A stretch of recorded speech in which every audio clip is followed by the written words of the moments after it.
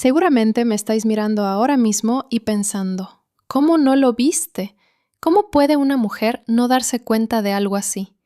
Y os juro que yo pensaba exactamente lo mismo cuando veía esos programas de televisión. Esas mujeres sentadas contando su historia con esa mirada rota que no terminas de entender del todo hasta que la tienes tú. Hasta que es tu propia mirada la que no reconoces en el espejo. Hasta que eres tú la que está aquí, intentando encontrar las palabras para explicar algo que, después de todo este tiempo, todavía no termino de comprender del todo. Me llamo Elena. Tengo 42 años, aunque cuando me miro las manos, a veces pienso que parecen las manos de una mujer de 60. Son las manos de alguien que ha fregado muchos suelos, que ha apretado muchas sábanas en la oscuridad, que ha sostenido muchos secretos que no quería sostener. Nací en Toledo, no en el centro histórico ese que salen las postales, con la catedral y el alcázar y los grupos de turistas japoneses haciéndose fotos. Nací en el Polígono, en uno de esos bloques de los años 80 que huelen a humedad desde noviembre hasta abril, con las fachadas de ese color crema sucio que algún día fue blanco, con los buzones arrancados del portal y las pintadas en el ascensor que nadie limpia. Mi barrio, el único que conocí durante muchos años. Mi madre trabajaba en la limpieza del Hospital Virgen de la Salud. Mi padre estuvo en la fábrica de acero hasta que la cerraron, y después en lo que saliera. Obras, repartos, algún que otro trabajo en negro que nunca nombraba delante de mí. Éramos 3 hermanos. Yo la del medio, la que no daba guerra, la que sacaba buenas notas sin que nadie tuviera que pedírselo. Не потому, что она обладала исключительными умственными способностями, а потому, что это было единственным, что могло вызвать искреннюю улыбку у моей матери. Ту улыбку облегчения, которая появляется у всегда утомленных матерей. «Эта девочка добьется успеха», — говорила она. И я верила. Верила с той наивной уверенностью, которая свойственна лишь тем, кто еще не познал горечи утраты этой веры. Мои стремления не были грандиозными. Это, пожалуй, самое сложное для объяснения. Ведь люди склонны полагать, что истории, подобные моей, начинаются с чрезмерных амбиций, с желания обладать всем. Я не желала чрезмерно многого. Я мечтала о собственном жилье. Я желала создать семью. Я хотела найти занятие, которое позволило бы мне сводить концы с концами, избегая того постоянного внутреннего напряжения, которое я наблюдала у матери каждый 28-й день месяца. Я хотела испытывать привязанность к кому-то и чувствовать взаимность. Простые вещи. Вещи, которые, казалось бы, не требуют многого. Я встретила Родриго в заведении неподалеку от моего дома. El bodegón manchego lo llamaban, aunque no tenía nada de bodega ni de manchego particularmente auténtico. 3 mesas de formica, una máquina tragaperras en el rincón, el televisor siempre puesto con el volumen demasiado alto y Manolo, detrás de la barra desde las 7 de la mañana hasta las 11 de la noche, todos los días del año menos el día de Nochebuena. Yo subía a veces a tomarme un café después del trabajo. Trabajaba entonces en la papelería de la calle Comercio, una papelería pequeñita que olía a papel y a tóner, y en la que el señor Aguilar, el dueño, ponía la radio toda la mañana sintonizada en la COPE. Rodrigo entró un martes, o un miércoles. Ahora mismo no sabría deciros con exactitud, y eso me parece significativo, porque durante muchos años fui capaz de recitar de memoria cada detalle de ese momento. La chaqueta vaquera que llevaba, el pelo que le caía un poco sobre la frente, la forma en que pidió un cortado y se quedó de pie en la barra en lugar de sentarse, como si tuviera prisa pero no terminara de irse. Ahora, esos detalles se me han ido difuminando, como si la memoria los hubiera ido borrando poco a poco para protegerme, no sé. Lo que sí recuerdo es que me miró, y que esa mirada no fue la mirada de un hombre que mira a una mujer en un bar porque sí, por costumbre, porque no tiene otra cosa que hacer. Fue una mirada larga, considerada, casi, como si me estuviera evaluando, aunque entonces yo no lo sentí así. Entonces lo sentí como algo completamente distinto, como si me estuviera viendo de verdad, en ese bar de barrio en el que yo llevaba años siendo invisible. Tenía 31 años cuando lo conocí. Llevaba 3 años saliendo con un chico del barrio, Marcos, que era buen chico, pero con el que nunca terminé de sentir nada que no fuera una comodidad tibia. Ese tipo de relación que se mantiene más por costumbre que por amor. Lo había dejado 6 meses antes. Vivía sola en un piso de alquiler en la calle Barrio Nuevo. Una habitación, cocina americana, baño con la ducha sobre la bañera y las baldosas de ese verde agua que era moda en los 90. Pagaba 400 euros al mes que me costaba Dios y ayuda juntar cada mes. Estaba, supongo, en ese momento en que una está lo suficientemente sola como para ser vulnerable y lo suficientemente entera como para no saberlo todavía. Rodrigo. Se llamaba Rodrigo Salcedo Mariño. Tenía 37 años. Era de Toledo también, aunque había vivido varios años en Madrid trabajando en no sé qué empresa de logística. Había vuelto, me dijo, porque su madre no estaba bien. Cáncer, dijo, con esa palabra en voz baja que la gente usa cuando no quiere que pese demasiado en el aire. Y algo en mí se ablandó de inmediato, porque eso es lo que soy, o lo que era. Alguien que se ablanda con el dolor de los demás antes incluso de conocerlo de verdad. Empezamos a vernos, primero en el bar, luego en paseos por el río, luego en cenas en restaurantes del centro, en los que él insistía en pagar siempre, con esa generosidad un poco ostentosa que entonces me parecía romántica y que ahora entiendo de otra manera muy distinta. Era atento, era divertido, sabía escuchar, o al menos sabía parecer que escuchaba, que no es lo mismo, pero que a los 31 años, cuando llevas una temporada sola, te cuesta distinguir. Me preguntaba por mis cosas, por mi trabajo, por mis sueños, por lo que quería de la vida, y yo se lo contaba todo, todo, con esa generosidad estúpida que tienes cuando alguien te hace sentir que lo que piensas y lo que sientes importa de verdad. Me presentó a su madre a los 2 meses, una señora pequeña, muy delgada ya por la enfermedad, que vivía en un piso de la calle Descalzos con una virgen en cada habitación, y olor a medicamentos, y a esa colonia barata que huele a talco y a otro tiempo. Se llamaba Amparo. Me cogió las manos entre las suyas, que eran frías y secas, y me dijo: «Qué alegría que mi hijo haya encontrado a alguien buena». Y yo sentí algo que no sé cómo describir, algo parecido a encajar, a pertenecer a algo. Y entonces me presentó a Consuelo.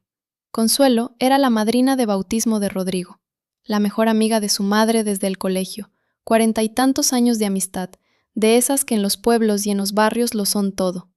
Una mujer de 58 años, pelo teñido de castaño con reflejos rojizos, siempre muy arreglada, con esa elegancia contenida de las mujeres que han aprendido a aparentar más de lo que tienen. Trabajaba en la notaría de la plaza del ayuntamiento como auxiliar administrativa. Llevaba un perfume dulzón que yo asocié desde el principio a algo que no sabría definir. No era desagradable, era solo demasiado presente, como ella. La primera vez que la vi fue en ese piso de la calle Descalzos. Estaba sentada junto a la cama de Amparo, le estaba dando la mano, y cuando entré me miró de una manera que ahora, con todo lo que sé, reconozco perfectamente. Pero entonces no supe leerla.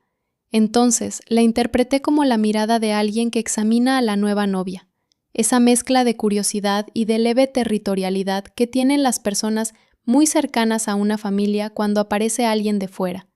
Nada más. Eso pensé. Me sonrió. Me dijo que Rodrigo le había hablado mucho de mí. Me dijo que era un chico muy bueno, que se merecía a alguien que le quisiera de verdad. Y yo asentí, y sonreí, y bebí el café que Amparo había insistido en preparar desde la cama, porque era así de terca, la pobre, hasta el final. Amparo murió 8 meses después. Yo ya era para entonces algo más que la novia nueva. Era la persona que acompañaba a Rodrigo a las visitas al oncólogo, que se quedaba en el hospital mientras él bajaba a fumarse un cigarrillo en la puerta, que llamaba a la farmacia para gestionar los medicamentos cuando él no podía. Me había convertido, sin darme cuenta exactamente de cuándo ni de cómo, en parte de esa familia pequeña y dolorida. Y Consuelo era parte de esa familia también. Siempre estaba. En el hospital, en el piso, en los momentos difíciles. Y yo la dejé estar, porque parecía querer a Amparo de verdad, y porque en esos momentos una no tiene energía para analizar nada con demasiado cuidado. El funeral fue en enero. Uno de esos eneros de Toledo que son de un frío húmedo que te cala los huesos, con el cielo bajo y gris y el tajo color pizarra. Yo cogí la mano de Rodrigo en la iglesia y noté que le temblaba. Eso me llegó muy adentro. La fragilidad de un hombre que uno quiere es una de las cosas más difíciles de ver. Y también, lo entiendo ahora, una de las más peligrosas. Porque activa en ciertas personas algo que no es exactamente amor, sino algo parecido a la necesidad de reparar, de proteger, de quedarse. Me lo pidió 3 meses después. No de rodillas, ni con anillo de diamantes, ni nada de eso. Fue en la cocina de su piso, que era el piso heredado de su madre, mientras yo estaba haciendo lentejas. Me puso las manos en los hombros por detrás y me dijo: «Elena, cásate conmigo». Así, sin más. Y yo me giré y lo miré y pensé, sí. Pensé, esto es lo que quería. Una familia, un hogar, alguien a quien querer. Le dije que sí. La madrina de boda, claro, fue Consuelo. Eso me lo propuso Rodrigo. Me dijo que era lo más lógico, que era como de la familia, que su madre hubiera querido que fuera ella. Y yo no tuve ningún motivo para negarme. Consuelo era simpática conmigo. Me llamaba guapa, con ese tono cariñoso que tienen ciertas mujeres mayores. Me preguntaba por mis cosas, me ayudó a elegir el vestido. Fuimos juntas a 3 tiendas de novias. Me acompañó a hablar con el sacerdote de la parroquia de Santa Leocadia, donde Rodrigo quería casarse porque allí había bautizado a su madre. Me ayudó con los trámites en el registro civil, porque ella conocía a todo el mundo en esas oficinas de la ciudad. Llevaba tantos años trabajando en la notaría que era como si el ayuntamiento entero fuera su segunda casa. Ahora que lo recuerdo, me doy cuenta de cuánto acceso le di, a cada detalle de nuestra boda, de nuestra vida, de nuestros planes. Cuánto sabía de nosotros, cuánto espacio ocupó desde el principio, de una manera que siempre parecía razonable, siempre justificada, siempre envuelta en ese perfume dulzón y en esas sonrisas de madrina entregada. La boda fue en mayo. Hacía calor ya, ese calor seco de Castilla que en mayo todavía es soportable, pero que avisa de lo que viene. La iglesia olía a incienso y a flores blancas. Yo llevaba un vestido sencillo, nada exagerado, satén marfil con escote en nube, que me había costado 700 euros, que eran prácticamente todos mis ahorros. Mi padre lloraba. Mi madre también, aunque intentaba disimularlo. Mis hermanos estaban allí, los amigos de Rodrigo, que eran pocos, pero estaban. Y Consuelo, en primera fila, con un traje de chaqueta azul marino y ese perfume, siempre ese perfume. Hay un momento en las bodas en que el sacerdote te pide que mires a tu marido a los ojos. Y yo lo miré. Y él me miraba a mí, sí. Pero hubo un instante brevísimo, que en ese momento no registré conscientemente, en el que sus ojos se desviaron. Solo un segundo, menos que un segundo, hacia la primera fila, hacia Consuelo. Lo enterré en algún lugar de mi memoria donde van las cosas que no queremos ver. Esas cosas que el cerebro archiva bajo llave porque no está preparado todavía para lo que significan. Nos fuimos de luna de miel a Lanzarote. 4 días, todo incluido. El hotel más barato que encontramos en Destinia porque no teníamos para más. Fue bonito, fue tranquilo. Rodrigo estaba cariñoso, presente, atento. Yo estaba feliz. O me lo parecía, que tampoco es lo mismo, pero que en el momento se siente igual. Volvimos a Toledo. Nos instalamos en el piso de la calle Descalzos, el de su madre. Era un piso grande para ser del barrio, 3 habitaciones, salón comedor con parqué de madera, cocina renovada hacía no mucho. Rodrigo había heredado el piso sin hipoteca, que era una de esas cosas que en las familias de clase trabajadora significan mucho, tener algo tuyo sin deberle nada a nadie. Yo dejé mi alquiler y me mudé allí con mis cajas y mis cosas y esa ilusión nerviosa de quien empieza una vida nueva. Los primeros meses fueron normales, o lo que yo entendía como normal, que tal vez no era exactamente lo que debería haber sido. Rodrigo trabajaba en una empresa de transportes en el polígono industrial de Santa María de Benquerencia, turnos de mañana la mayoría de las veces, pero a veces tarde. Yo seguía en la papelería, aunque el señor Aguilar hablaba cada vez más de jubilarse, y eso me tenía con cierta angustia por el futuro. la vida doméstica, las lentejas del martes, el mercadillo del sábado en la plaza de toros, los domingos en casa de mis padres. Una vida normal, una vida que yo había querido. Consuelo seguía apareciendo. Claro que sí, la madrina, la amiga de la familia. Venía a cenar de vez en cuando. Rodrigo la llamaba, o ella le llamaba a él, y quedaban para tomar algo, y a veces yo iba, y a veces no. No me parecía extraño, era parte de la familia, ¿no? Era lo que siempre había sido, la madrina. La primera cosa que noté de verdad, aunque no la identifiqué como señal hasta mucho después, fue un mensaje en el móvil de Rodrigo. No lo estaba espiando, no soy de esas. Estábamos viendo la tele en el sofá y él se había quedado dormido, y el móvil pitó en la mesita, y yo lo miré sin querer, de ese modo automático que tienes cuando algo suena cerca. En la pantalla se veía el nombre de Consuelo y el principio del mensaje. Solo el principio, porque no desbloqueé el teléfono, no hice eso. Pero vi lo suficiente para que algo en mi estómago se moviera de una manera extraña. El mensaje decía: ¿cuándo vamos a poder vernos tú y yo solos? Necesito... Y ahí se cortaba la previsualización. Me quedé mirando la pantalla apagada durante no sé cuánto tiempo. Rodrigo seguía dormido a mi lado, la tele seguía encendida, y yo pensé, puede ser cualquier cosa, puede ser un asunto de familia, puede ser algo relacionado con la herencia de Amparo, con algún trámite en la notaría, puede ser 1000 cosas distintas, y me convencí de que lo era. Me convencí de que estaba siendo una de esas mujeres paranoicas que ven fantasmas donde no los hay. Me convencí de que la única razón por la que ese mensaje me había inquietado era la inseguridad mía, mi falta de confianza, mis propios miedos. Esa es la trampa, ¿sabéis? No son los demás los que te convencen de que no ves lo que estás viendo. Al principio te convences tú sola, porque quieres creer, porque has construido algo y no quieres que se rompa, porque tienes miedo de la alternativa. Seguí adelante. Seguimos adelante. La vida siguió. Pero algo había cambiado en mí, aunque lo enterré muy hondo. Empecé a estar más atenta, sin querer estarlo. Empecé a notar cosas pequeñas que antes no registraba. La forma en que Rodrigo a veces salía a hacer un recado y tardaba más de lo que el recado requería. La forma en que cuando mencionaba a Consuelo en conversación, yo veía algo fugaz en su cara. Algo que no sabría nombrar con precisión, pero que estaba ahí. La forma en que cuando los tres estábamos juntos, había una corriente entre ellos que yo sentía, pero no podía demostrar. Una de esas cosas que son completamente invisibles si no las estás buscando, y completamente obvias si las ves.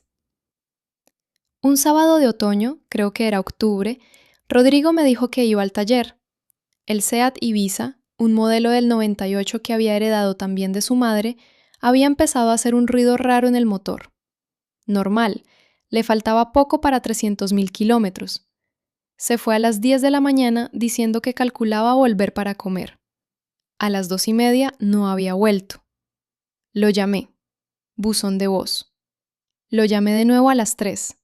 Buzón de voz otra vez.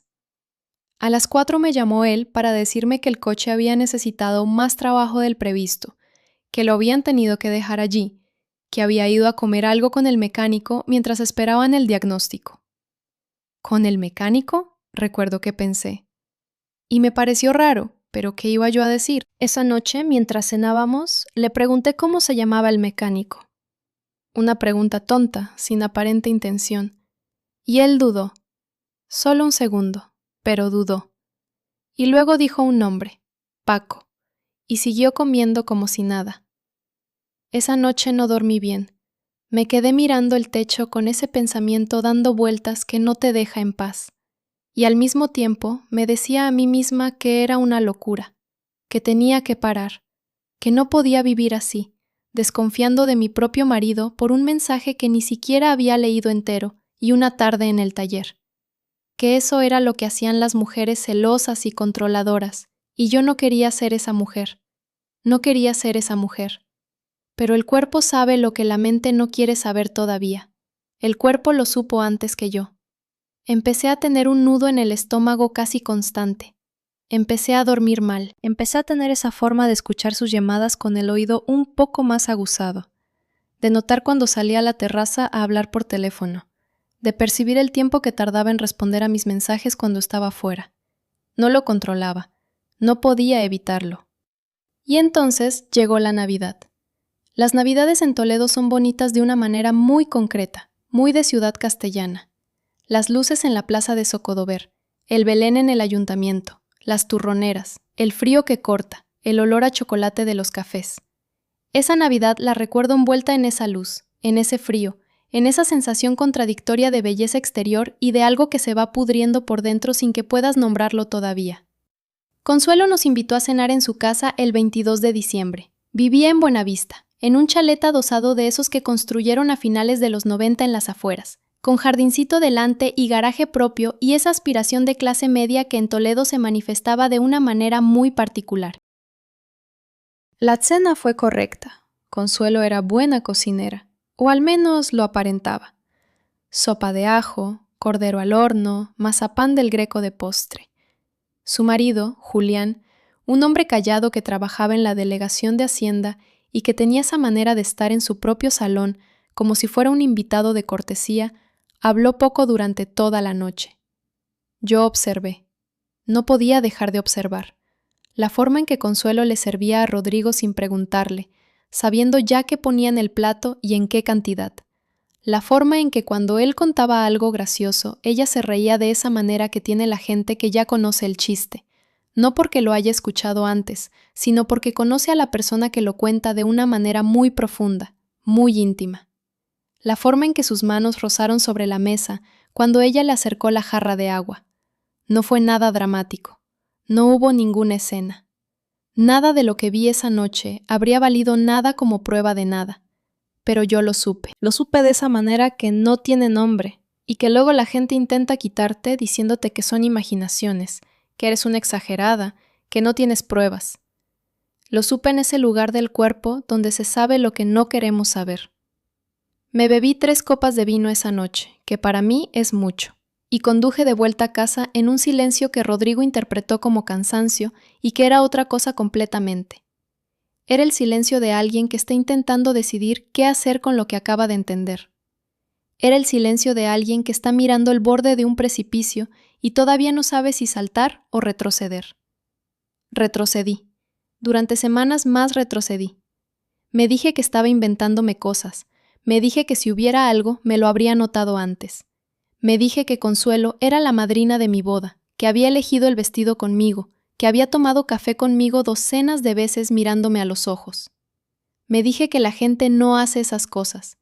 Y luego pensaba, claro que la gente hace esas cosas. Claro que sí, todo el rato. La gente hace exactamente esas cosas. Pero lo enterré. Seguí enterrándolo.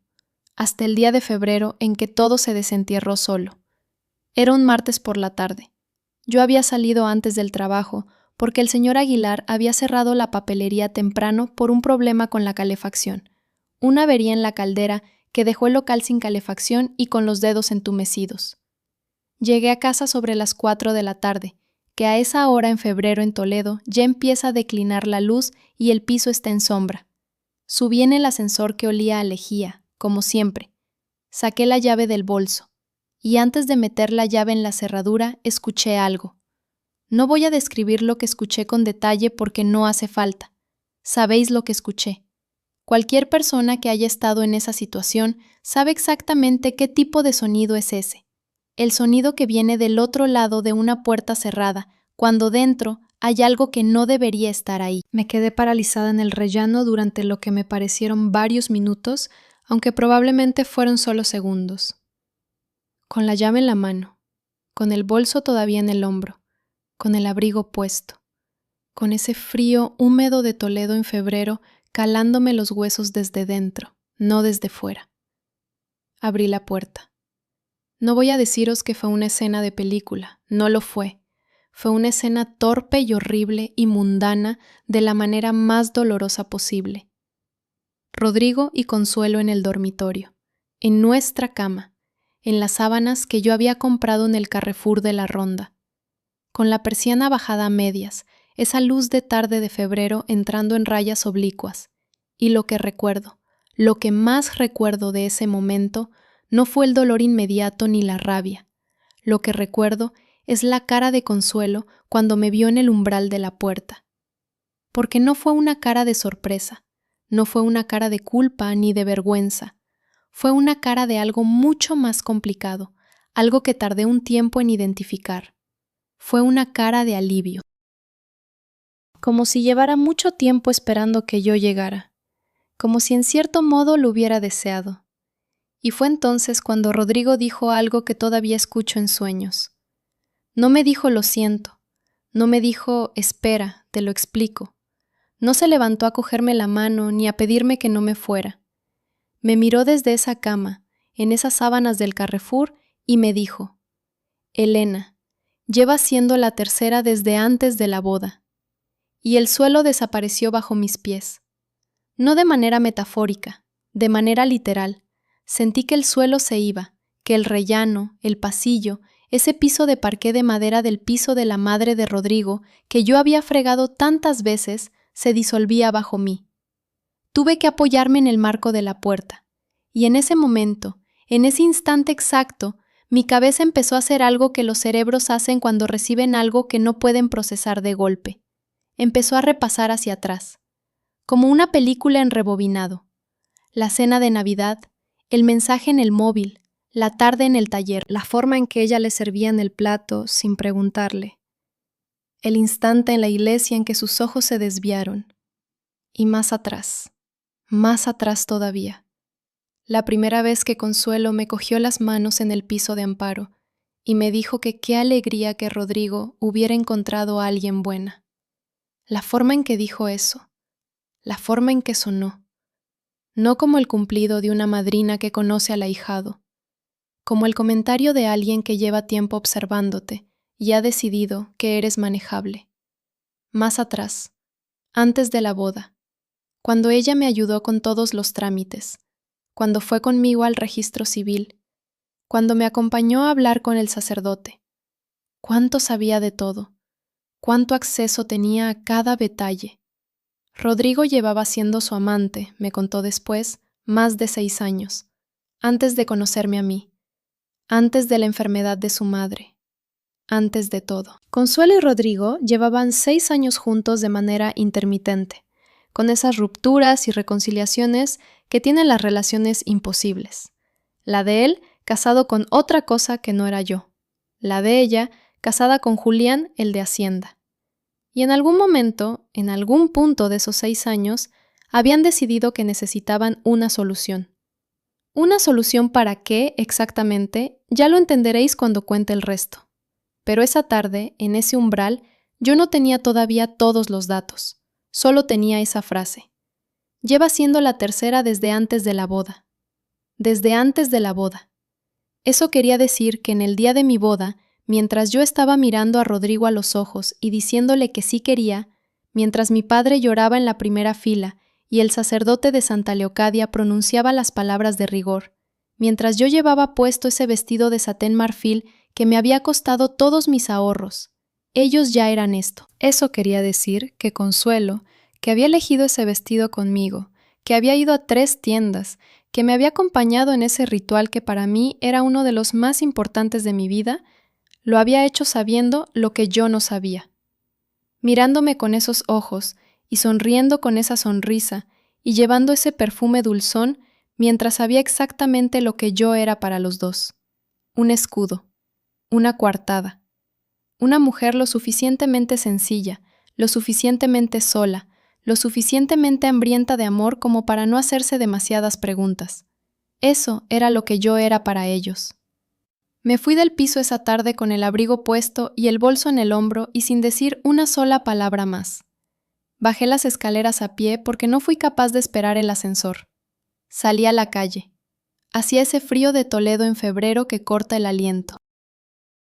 Me senté en un banco frente a la iglesia de Santo Tomé, uno de esos bancos de piedra que están siempre húmedos, y me quedé allí, sin saber muy bien qué hacer, ni a dónde ir, ni cómo empezar a deshacerme de lo que acababa de ver. Lo que sentí en ese momento no fue llanto. El llanto vino después, mucho después. Lo que sentí en ese momento fue algo mucho más frío, y mucho más profundo. Fue la comprensión de que todo lo que creía que era real en mi vida no lo era, que la familia que pensaba que había construido no existía, que la persona que me había cogido de la mano en la iglesia no me había querido nunca de la manera que yo creía, que la madrina que había elegido mi vestido me había estado mirando todo el tiempo con unos ojos que yo no había sabido leer. Y entonces, sentada en ese banco de piedra húmeda con el frío de Castilla en los huesos, empecé a hacerme la pregunta que tardaría meses en responder del todo. ¿Para qué? ¿Para qué me habían necesitado? ¿Qué tenían ellos que yo no supiera todavía? ¿Qué era lo que hacía que una mujer de 58 años, trabajadora de notaría, madrina de toda la vida, se tomara la molestia de ir a 3 tiendas de novias con la mujer de su amante? Esa pregunta era la que me iba a mantener despierta durante muchos meses.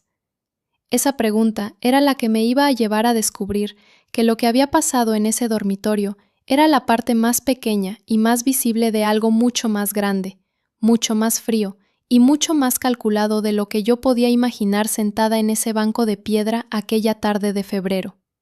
Pero eso es la segunda parte.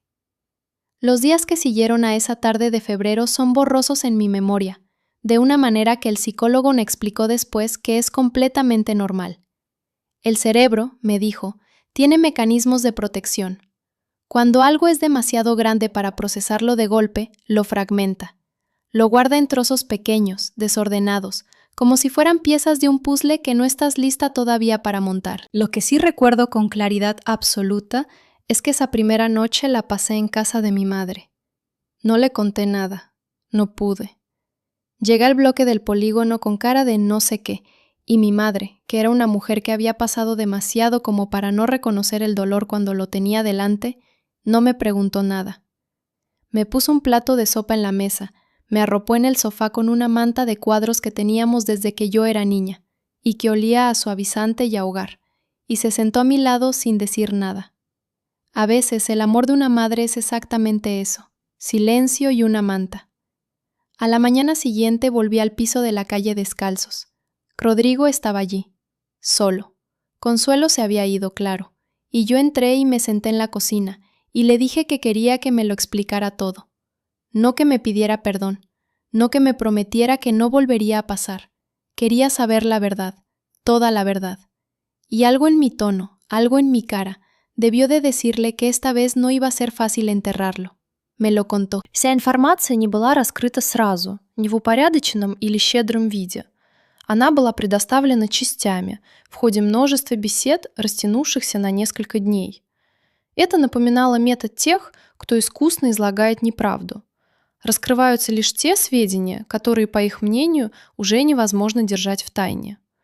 Это сродни постепенной уступке позиций, чтобы не потерять все поле. Консуэла и он были знакомы гораздо дольше, чем мне известно. Не 6 лет, больше. С того момента, как Родриго достиг возраста 28 или 29 лет, а ей было за 40. Тогда он начал посещать нотариальную контору по делу, связанному с наследством от одного из его родственников. В то время она все еще состояла в браке с Джулианом. До меня у Родриго была спутница из Мадрида, с которой он провел 2 года. До нее также были и другие отношения. И на фоне всех этих параллельных жизненных путей Консуэла всегда оставалась неизменным элементом, стабильным присутствием, связью, которую ни один из них не называл полностью, потому что такое наименование потребовало бы от них предпринять действия по отношению к ней, чего оба избегали. El problema, me dijo Rodrigo con esa frialdad que a veces tenía y que yo había confundido siempre con madurez, era económico. O en parte económico. Amparo, su madre, había tenido deudas que él no conocía del todo hasta que ella enfermó y empezaron a llegar cartas. Cartas de bancos, de una financiera, de un préstamo que al parecer Amparo había pedido hacía años para ayudar a un hermano suyo que tenía negocios en Ciudad Real. Deudas que no eran enormes, pero que tampoco eran pequeñas, y que habían quedado ahí, latentes, hasta que la enfermedad lo puso todo sobre la mesa. Consuelo trabajaba en la notaría. Consuelo conocía los registros, los trámites, los procedimientos. Consuelo sabía exactamente qué pasaba cuando alguien heredaba un piso con cargas y qué opciones había para gestionarlo de maneras que no siempre eran las que el registro de la propiedad tenía documentadas.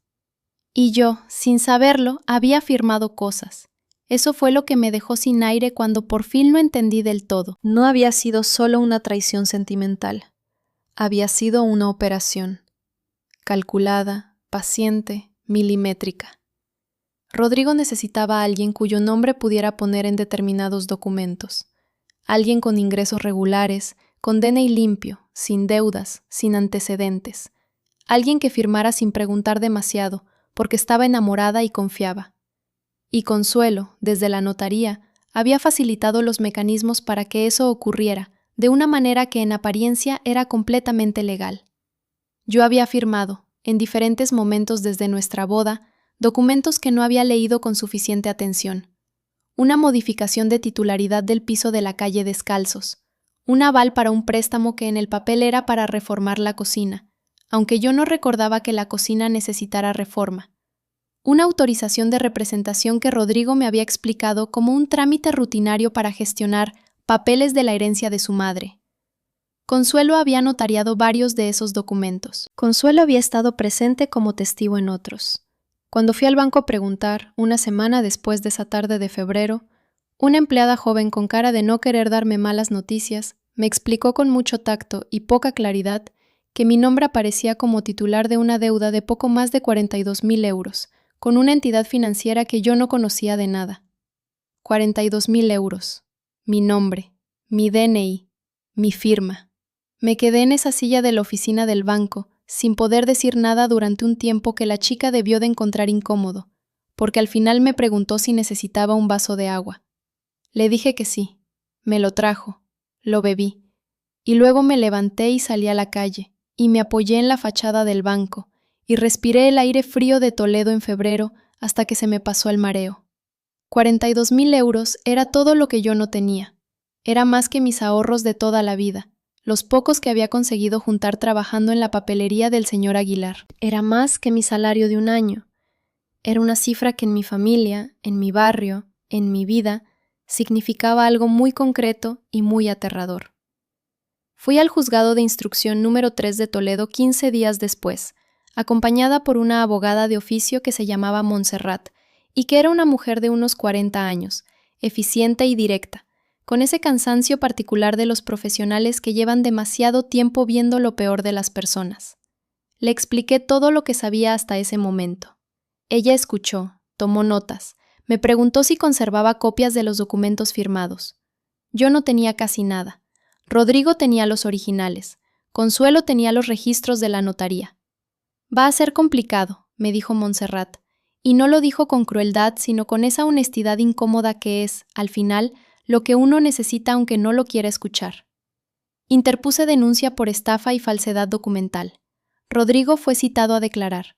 Consuelo fue citada a declarar. El juzgado solicitó los registros de la notaría, y yo me quedé en ese limbo que conocen muy bien las personas que han puesto una denuncia en España y que esperan. Ese tiempo gris e interminable entre el momento en que el sistema registra tu dolor y el momento en que hace algo con él. Mientras tanto tenía que seguir viviendo. Salí del piso de la calle Descalzos. No podía quedarme allí. No podía dormir en ese colchón. No podía pasar por ese pasillo de parqué que yo había fregado tantas veces. Volví con mis padres durante 3 semanas, que fueron 3 semanas de silencios tensos y de mi madre mirándome con esa mezcla de pena y de rabia contenida que tienen las madres cuando alguien ha hecho daño a un hijo suyo y no pueden hacer nada.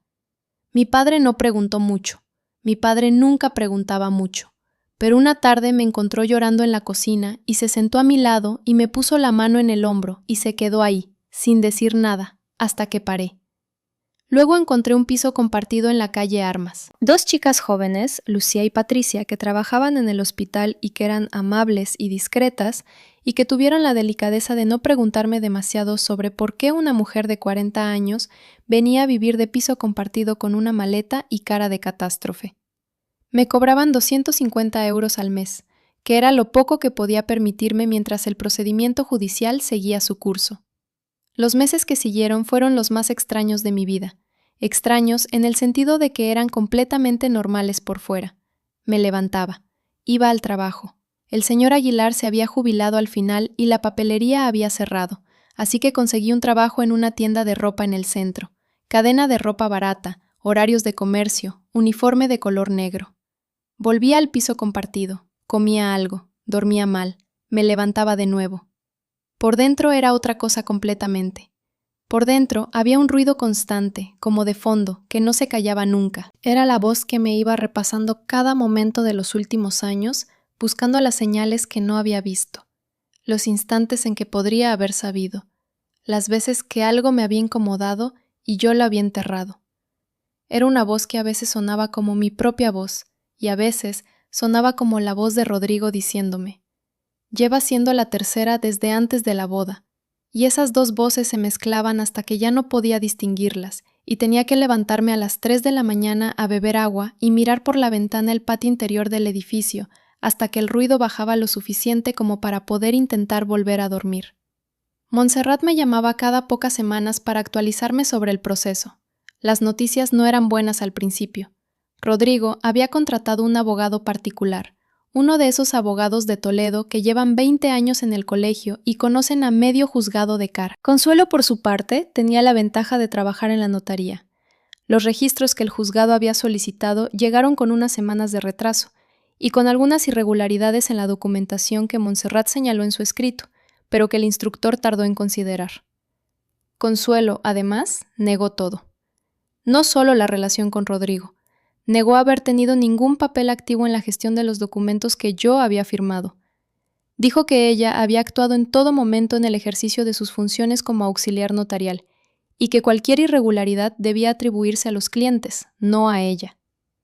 Lo dijo con esa tranquilidad que tienen las personas que llevan mucho tiempo preparando su coartada, con esa cara que yo había visto en el umbral de mi dormitorio, esa cara de alivio, de alguien que lleva mucho tiempo esperando que llegue el momento de poner las cartas sobre la mesa. Hubo un momento, creo que fue en primavera, en que pensé en rendirme. No lo digo para que suene dramático.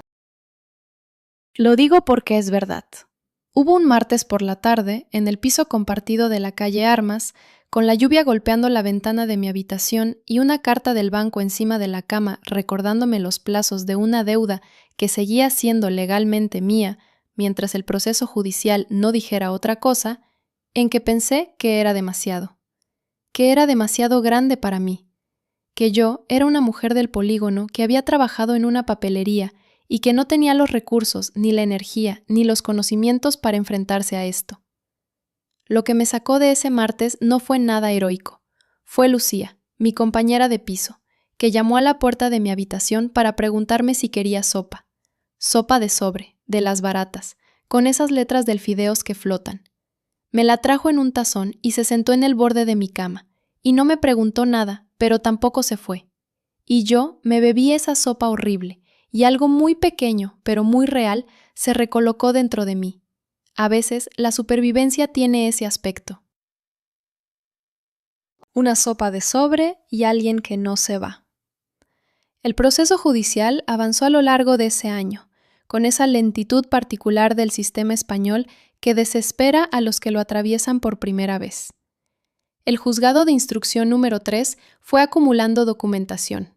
El perito designado por el juzgado examinó los documentos que yo había firmado y emitió un informe que Montserrat me leyó por teléfono, con una voz que, por primera vez desde que la conocía, tenía algo parecido al entusiasmo contenido. El informe señalaba inconsistencias, fechas que no cuadraban, una firma mía en un documento cuya fecha correspondía a un día en que yo, según mis propios registros laborales que mi antiguo jefe, el señor Aguilar, había tenido la amabilidad de certificar, estaba trabajando en la papelería y no había podido estar en la notaría. Una autorización de representación cuyo objeto era tan amplio que técnicamente permitía a Rodrigo operar en mi nombre sobre cualquier bien o deuda registrada a mi nombre sin necesidad de consulta previa. Y algo más. Algo que el perito mencionó casi de pasada, pero que Montserrat subrayó en su siguiente escrito. La firma notarial de Consuelo en ese documento tenía una irregularidad de procedimiento. Consuelo no debería haber notariado un documento en el que ella misma tenía un interés, aunque ese interés no estuviera explicitado. Y el hecho de que ese interés existiera, de que Consuelo y Rodrigo tuvieran la relación que tenían desde hacía años, era algo que el instructor podría considerar relevante. La investigación se amplió, no solo a los documentos que yo había firmado, también a la actividad de Consuelo en la notaría durante los últimos años. Y ahí, en esa ampliación, empezaron a aparecer otras cosas. Cosas que yo no sabía y que Montserrat me fue contando con cautela, con esa manera de dar malas noticias que tienen los abogados cuando lo que hay que contar es complicado. Yo no era la primera. Había habido, al menos, otro caso anterior al mío. Una mujer, Remedios, de Mora de Toledo, que había pasado por algo parecido varios años antes. Un proceso de firmas, deudas, documentos. Remedios había presentado una denuncia que había sido archivada por falta de pruebas. Pero su expediente seguía allí, en algún archivo del juzgado, y el instructor lo recuperó. Cuando Montserrat me contó lo de Remedios, tuve que sentarme. Estaba en la tienda de ropa, en la trastienda, esperando a que terminara mi turno.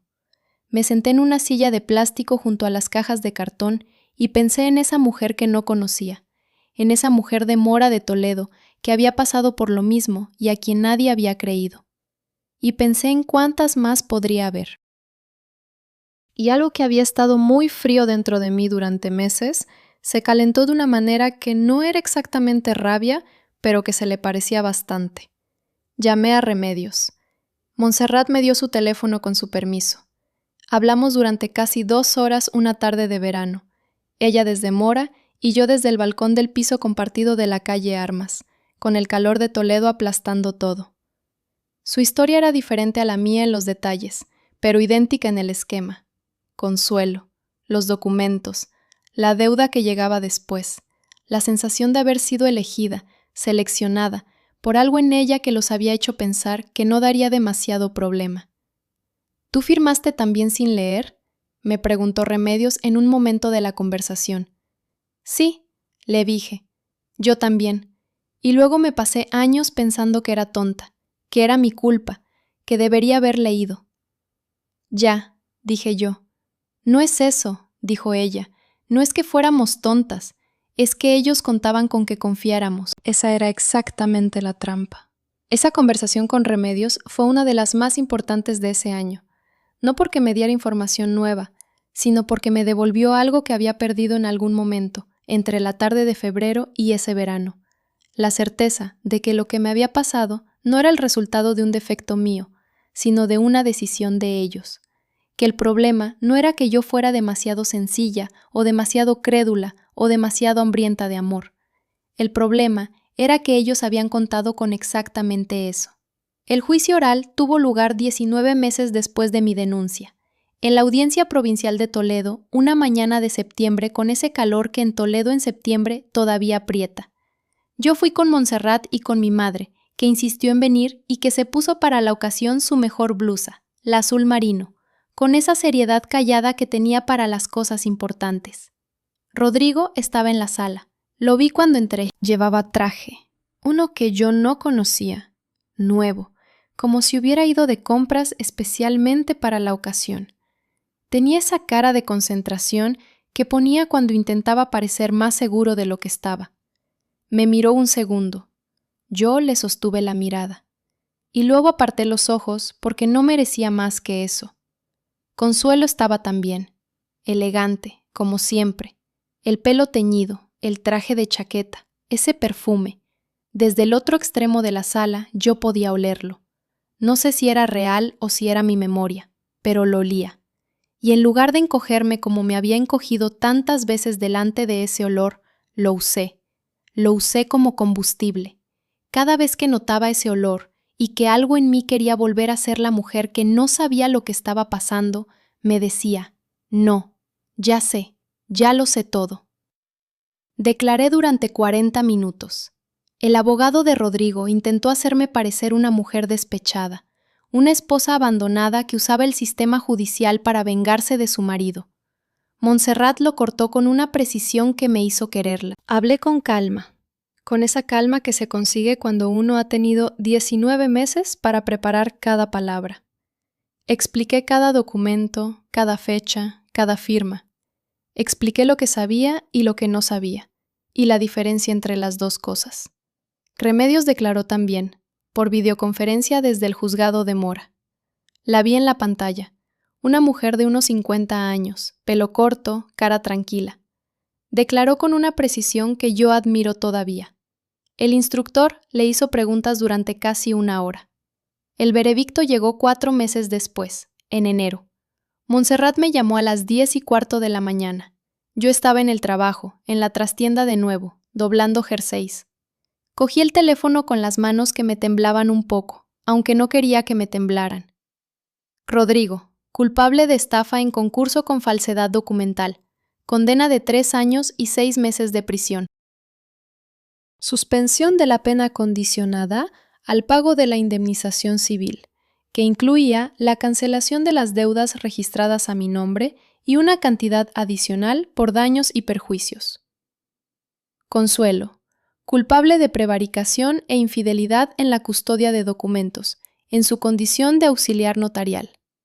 Inhabilitación para el ejercicio de funciones notariales por un periodo de 4 años. Multa.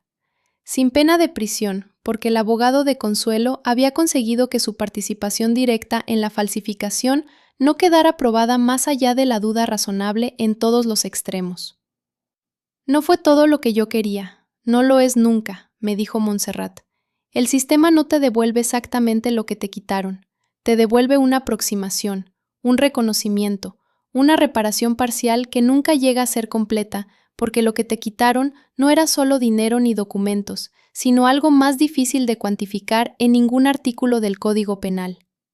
Consuelo perdió su trabajo en la notaría. Julián, su marido, pidió el divorcio. Lo supe por terceros, por esa manera en que en Toledo siempre se sabe todo. Rodrigo cumplió la condena en suspensión mientras pagaba la indemnización. Sigo sin saber exactamente cómo consiguió el dinero, y tampoco quiero saberlo. ¿Y yo? Yo tardé mucho en poder hablar de esto, mucho más de lo que la gente que me quería habría querido. Mi madre me preguntó, a los pocos meses, si no sería bueno que hablara con alguien. Un psicólogo, quería decir, aunque no lo nombrara así porque en mi barrio y en mi generación eso todavía tenía cierta carga que a ella le costaba superar. Le dije que sí, que tenía razón, y fui. La psicóloga se llamaba Cristina y tenía una consulta en la calle de La Plata, un piso tercero con vistas a un patio interior y una planta en la ventana que ella regaba entre sesión y sesión. Con Cristina hice algo que no había podido hacer en ningún otro sitio. Hablar de todo esto en orden, de principio a fin, sin saltar de un fragmento a otro como hacía cuando intentaba contárselo a mi madre o a mis hermanos. Lo conté entero. Lo conté muchas veces, porque así funciona. Hay que contarlo muchas veces hasta que deja de doler tanto, hasta que se convierte en historia en lugar de seguir siendo herida. Lo que más tardé en resolver no fue la rabia. La rabia es más fácil, tiene una dirección, tiene un objeto. Lo que más tardé fue el duelo, porque yo había querido a Rodrigo de verdad, o había querido a la versión de Rodrigo que me había mostrado, y esas dos cosas son diferentes, pero el dolor que producen es el mismo. Había querido esa vida, ese piso, esa familia que creía que estaba construyendo. Y nada de eso había sido real, o al menos no lo había sido de la manera que yo pensaba. Cristina me dijo algo en una de las sesiones que me quedó. Me dijo que el duelo más difícil no es el de las cosas que perdemos, sino el de las cosas que descubrimos que nunca existieron. Y eso es verdad. Es exactamente eso. Tardé 2 años en volver a confiar en alguien de manera completa. Tardé 1 año y medio en poder dormir seguido sin que el ruido de fondo me despertara. Tardé varios meses en poder pasar por la calle descalzos sin que se me encogiera el estómago. Todavía, a veces, cuando percibo ciertos perfumes dulzones en la calle o en el metro, algo en mí se activa de una manera que no puedo controlar del todo. El cuerpo guarda sus propias memorias. Ahora vivo en un piso propio, pequeño, en la Reconquista, 2º piso, sin ascensor, con una ventana que da a una calle estrecha y ruidosa. Es mío. Lo alquilo con mi sueldo, que ahora es mejor porque conseguí un trabajo en una gestoría donde el señor Aguado, el dueño, Es una persona justa que paga puntual. No es el piso con el que soñaba a los 20 años. Es mejor, en cierto modo, porque es completamente real. No tengo pareja. No tengo prisa. Cristina dice que eso es sano, y yo creo que tiene razón, aunque a veces hay noches en que pienso en esa vida sencilla que quería y que todavía quiero, en ese deseo de querer a alguien y ser querida, y no sé exactamente cuándo ni cómo volvería a confiar en eso. Pero no cierro la puerta, la dejo entornada. Lo que sí tengo ahora, y que no tenía antes, es esto, la capacidad de leer lo que veo, de no enterrar lo que noto, de no convencerme de que lo que el cuerpo sabe es mentira porque la cabeza no quiere aceptarlo todavía. Eso es lo más valioso que me dejaron Rodrigo y Consuelo, paradójicamente. Me dejaron esa lectura. ¿Por qué cuento esto? Me han preguntado eso varias veces.